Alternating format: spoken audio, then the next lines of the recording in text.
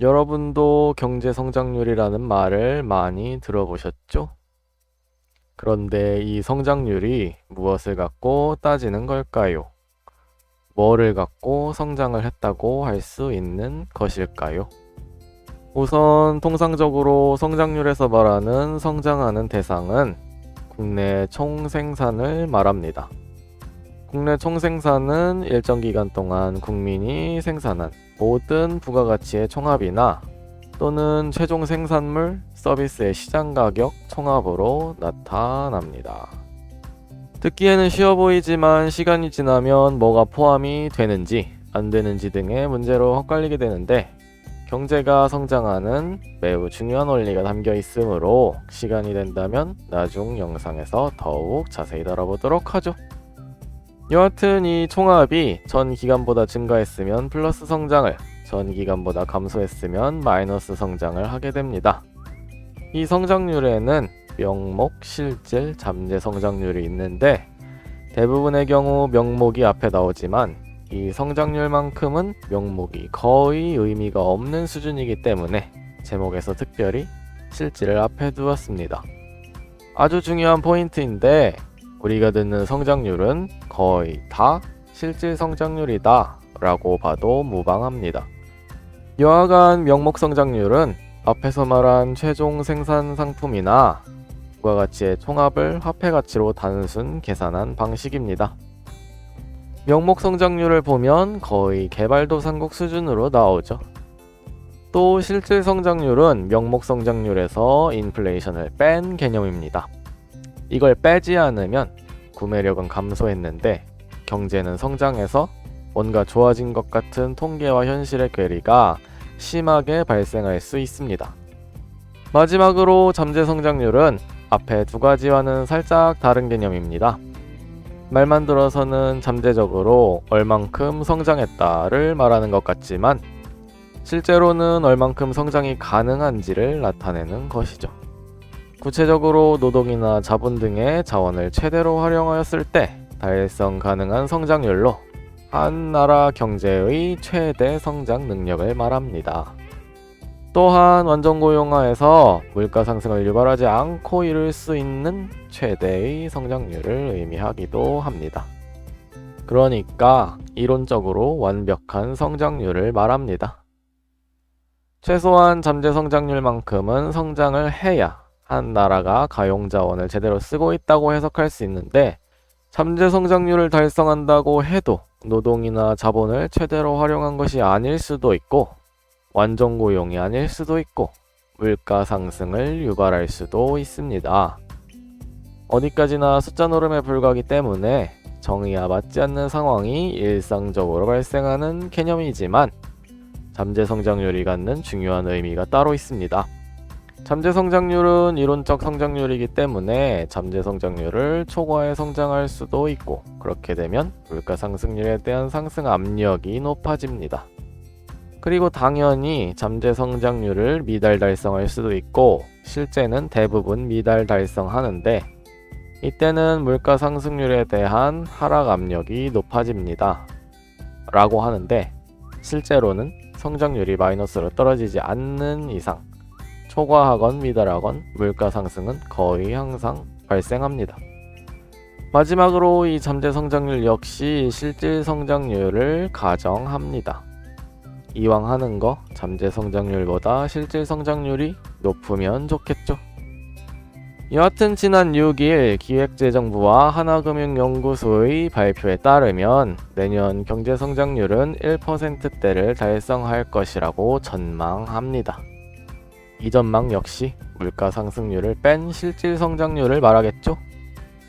1%대면 얼마냐? 1%라고 했을 때 경제가 2배 성장하는 기간이 71년, 2%라고 했을 때 경제가 2배 성장하는 기간이 37년인데 54년 추정 통계 작성 이래로 마이너스 성장과 최근 저성장 시기인 21년까지의 평균 경제 성장률이 7%대임을 감안한다면 꽤나 낮은 수치라고 할 수 있습니다.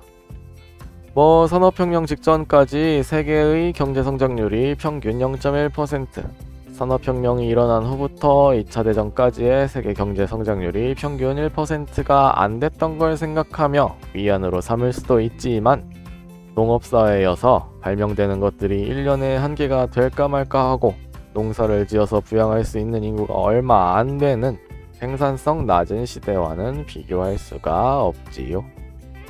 내년 잠재 성장률이 2%라고 하니 그 정도는 달성해야 선방했다고 할 수 있을 텐데 말이죠. 성장률은 왜 이렇게 낮아지는 것일까요? 궁극적인 원인은 잠재 성장률이 낮아지기 때문입니다. 아까 앞에서 말씀드렸죠? 잠재 성장률의 정의. 노동이나 자본 등 자원을 최대로 활용하였을 때 달성 가능한 성장률. 더 이상 투입할 수 있는 노동력을 크게 늘리지도 더 이상 투입할 수 있는 자본을 크게 증가시키지도 못하기 때문에 경제 성장률이 낮아지는 겁니다. 하지만 지금 당장의 문제는 두 가지가 있는데 첫 번째는 미국의 금리 인상으로 투입할 자본이 미국으로 빨려 들어가고 자금 조달 비용이 높아지기 때문에 경제 성장률이 낮아진다고 볼 수 있고, 둘째는 올해 초부터 이어지는 무역 적자가 한국 경제의 발목을 양쪽에서 붙들고 늘어지고 있다고 볼 수 있습니다. Y는 C 플러스 I 플러스 G 플러스 NX, 이게 GDP 공식인데 여기서 NX가 순수출을 의미합니다. NX, 즉 무역이 적자면 당연히 GDP가 줄어들겠죠. 몇 년 전부터 저성장이 본격화되면서 일각에서는 뭐라고 표현해야 될까요? 원숭이 같은 지능이 의심되는 소리를 하는 인간들이 있습니다. 이제는 성장보다 분배가 우선이 되어야 할 때 라는 망언이 그것이죠. 우리 위대한 경제학의 창조자이신 아담 스미스 할아버지께서는 국부론에서 가난한 근로자는 국가가 정체 상태일 때 비참해진다 라고 말씀하셨습니다. 무슨 말일까요? 국가가 성장하지 않으면 그들이 주장하는 저소득층이 피해를 입는다는 말입니다. 성장이냐 분배냐는 것은 선택할 수 있는 문제가 아닙니다. 성장은 최대한 성장할 수 있는 만큼 성장을 하는 거고, 분배는 그 성장의 결과를 나눠 갖는 겁니다. 애초에 잠재 성장률이 뭐라고 생각하시는 겁니까? 성장을 안 하고 분배를 하자? 이 말은 애초에 인과관계가 틀렸기 때문에 성립 자체가 안 됩니다. 그나마 가장 유사한 걸 들자면 있는 걸 다 같이 나눠 갖고 사이좋게 거지같이 사는 공산주의 국가들이 있겠네요. 지금 미국은 국민소득 7만 달러를 바라보고 있습니다. 이제서 3만 5천 달러로 미국의 반토막인 한국이 여기서 성장을 멈추고 나눠 먹자? 진짜 원숭인가? 무엇보다 성장률은 일자리와 상관관계에 놓여 있습니다.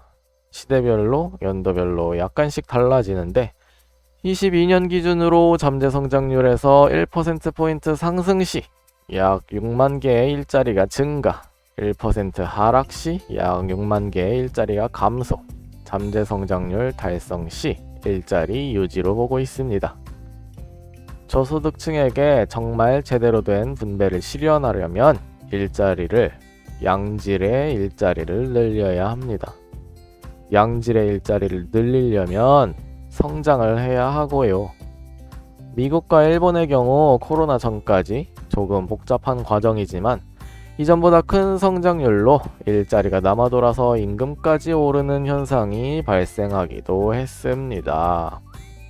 성장을 하면 일자리가 늘기 때문에 국부가 늘면서 저소득층에 대한 복지가 강화되는 방향으로 갑니다.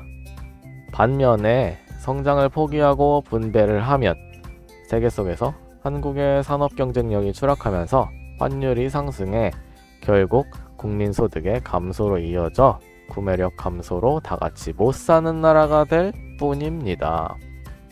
아니 애초에 이전 저축률 영상에서 설명했듯이 기업이 투자를 해야 일자리가 늘고 일자리가 늘어야 일하는 사람이 늘고 일하는 사람이 늘어야 소비가 늘고 소비가 늘어야 기업이 더 투자를 하고 기업이 더 투자를 하면 일자리가 더 늘어서 결국에는 일할 사람이 부족해서 임금이 상승하는 겁니다.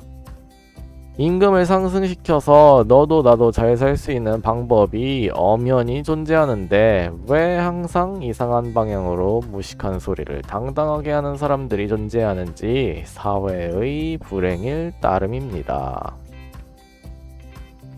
이상으로 오늘의 영상을 마치겠습니다. 나가시기 전에 구독, 좋아요, 알림 설정까지 부탁해요. 그럼 안녕.